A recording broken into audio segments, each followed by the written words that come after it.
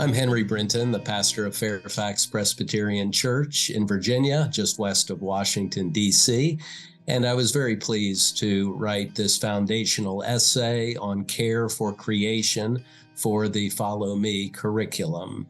This is a topic that's very important to me as a Presbyterian. I've always been very grateful for the Celtic Christian tradition, which experiences God not only through the life, death, and resurrection of Jesus, but by seeing the glory of God in creation. I appreciate that about our tradition, that we do see God's handiwork in the natural world. And so caring for this beautiful creation has always been very important to me personally and a part of my ministry here at Fairfax Presbyterian.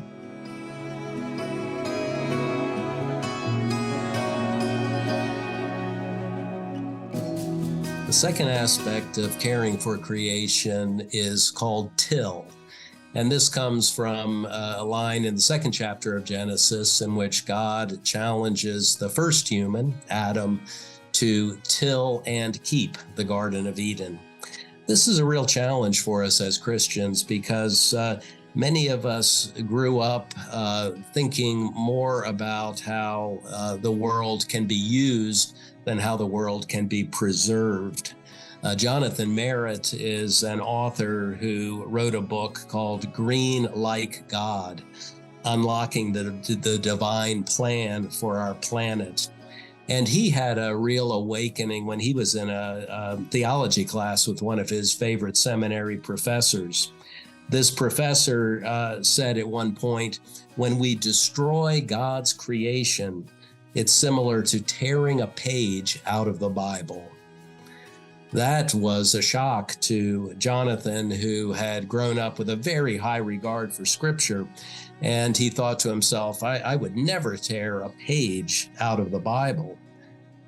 He realized then that he needed to care for creation if he was going to be a person who avoided violating what God had made. And so he became a person who discovered that it was very important to do whatever he could to preserve the air, water, and land of our beautiful world, right along with preserving the precious words of Scripture. So in Genesis, God says that men and women should have dominion over the creatures of the earth.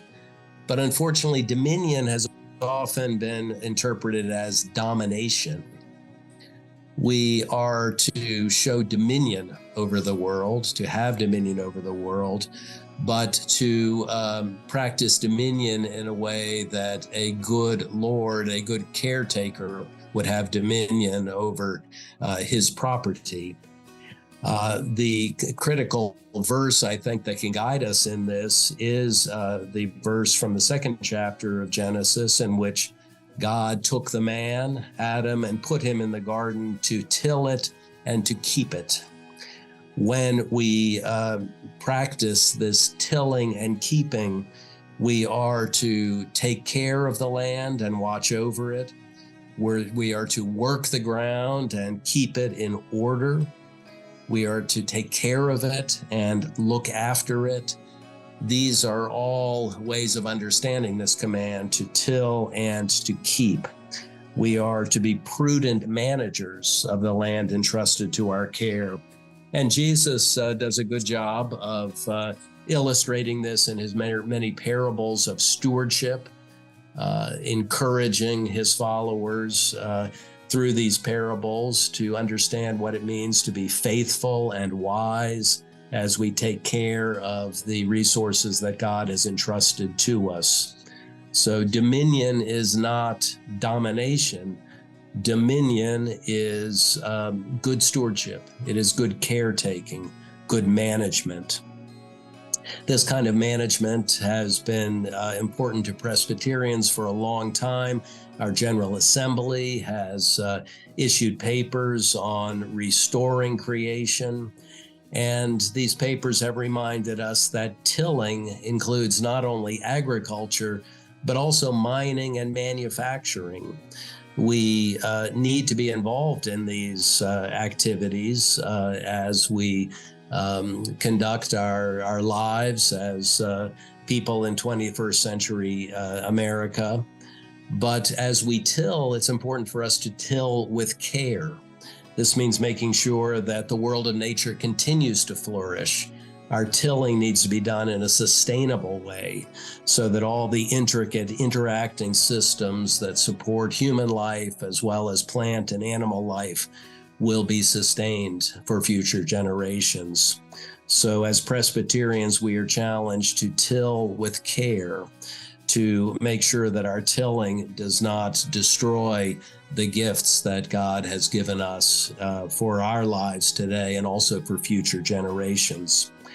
I think we're realizing now that God has given us just one earth, and it's not an earth of unlimited resources. We are challenged to make sure that our ecological footprint is not so large that it diminishes the world for those who come after us. In the United States, we use a very large share of the world's resources. And so as we work to till and keep the creation, we need to make sure that our use of resources is done in such a way that we do not diminish the world for those who follow us. So a challenge for us is to try to live carbon neutral lives. This is something that we can pursue by trying to make good transportation choices, perhaps driving hybrid vehicles or electric vehicles, using transit whenever possible, buses, subways, other forms of transit that have a lower impact on the environment. We can, of course, even find ways to walk and cycle when that's available to us so that we do not use fuels that are based in oil or gas and that leave a negative impact on our environment. So all of these practices help us to till the earth in a way that also keeps it, preserves it, and allows us to be prudent managers of the world's resources so that we will be discovered to be good and faithful servants when our master does return, as is illustrated in so many of the parables of Jesus. So tilling and keeping, both important for those who want to care for creation.